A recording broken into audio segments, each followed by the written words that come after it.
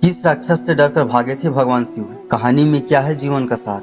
दोस्तों, आज हम इस वीडियो के माध्यम से आपको बताएंगे कि भगवान शिव किस राक्षस से डरकर भागे थे और क्यों। दोस्तों, ये जानने के लिए आपको वीडियो के अंत तक बने रहना है। अगर आप हमारे चैनल पर नए हैं तो चैनल को सब्सक्राइब कर वीडियो को एक लाइक कर दीजिए और अपने विचार कमेंट बॉक्स में जरूर बताइए। तो चलिए दोस्तों, वीडियो शुरू करते हैं। भगवान शिव के बारे में प्रचलित है कि वह थोड़ी सी तपस्या से आसानी से प्रसन्न हो जाते हैं। हालांकि कई ऐसे उदाहरण भी हैं जब किसी ने बड़ा वरदान पाने उनकी कठिन तपस्या भी की है। लंका अधिपति रावण ने भी अमरत्व का वरदान पाने के लिए भगवान शिव को अपने 10 सिर पर चढ़ा दिए थे। भगवान शिव से जुड़ी ऐसी एक और कहानी है जिसमें एक राक्षस ने शिव जी की घोर तपस्या कर उन्हें प्रसन्न किया था।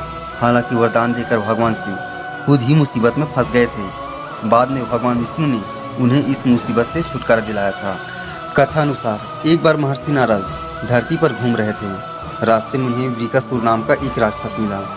नारद मुनि को देखते ही उसने कहा कि मैं आपसे कुछ सलाह लेना चाहता हूँ। आप मुझे बताइए कि ब्रह्म और विष्णु महेश में कौन से देवता जल्द प्रसन्न हो जाते हैं। महर्षि नारद ने बहुत सोचने के बाद कहा कि वैसे तो तुम तीनों महादेवों में से किसी भी की तपस्या कर सकते हो, लेकिन ब्रह्म विष्णु जल्दी प्रसन्न नहीं होते।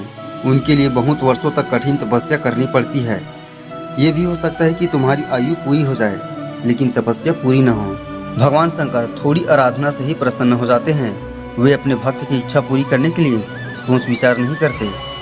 उसके बाद वृकासुर ने भगवान शंकर की आराधना करने का फैसला किया और हिमालय के केदार क्षेत्र में जाकर आराधना करने लगा। यज्ञ, जप, तप, ध्यान सब प्रकार से वहाँ पूजा पाठ करने लगा।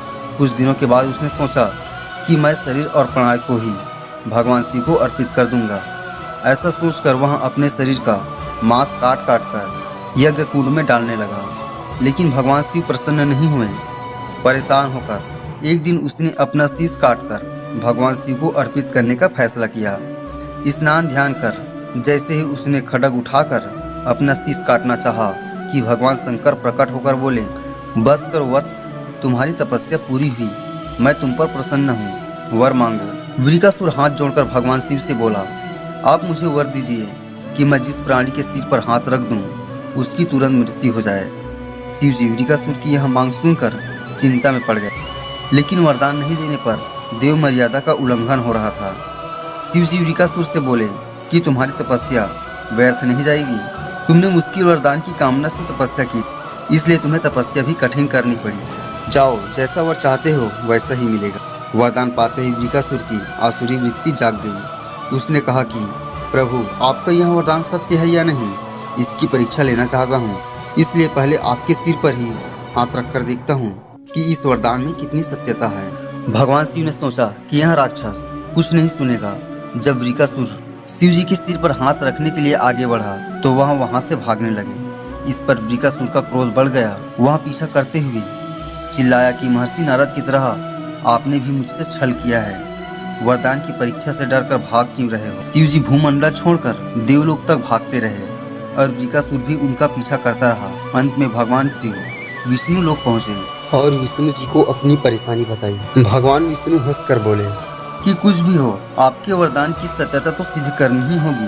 भगवान विष्णु ने योग माया से एक वृद्ध तेजस्वी ब्रह्मचारी का स्वरूप बनाया और वृकासुर की ओर चल पड़े। भगवान विष्णु को जब वृकासुर आता हुआ दिखाई दिया तो उन्होंने आगे बढ़कर उसे प्रणाम किया। उन्होंने वृकासुर से कहा कि असुरराज, कहाँ भागे जा रहे हो? लगता है कि आप बहुत थक गए हैं, शरीर को थोड़ा आराम दीजिए। आप सब प्रकार से समर्थ हैं, फिर भी मेरे योग्य कोई काम हो तो बताइए।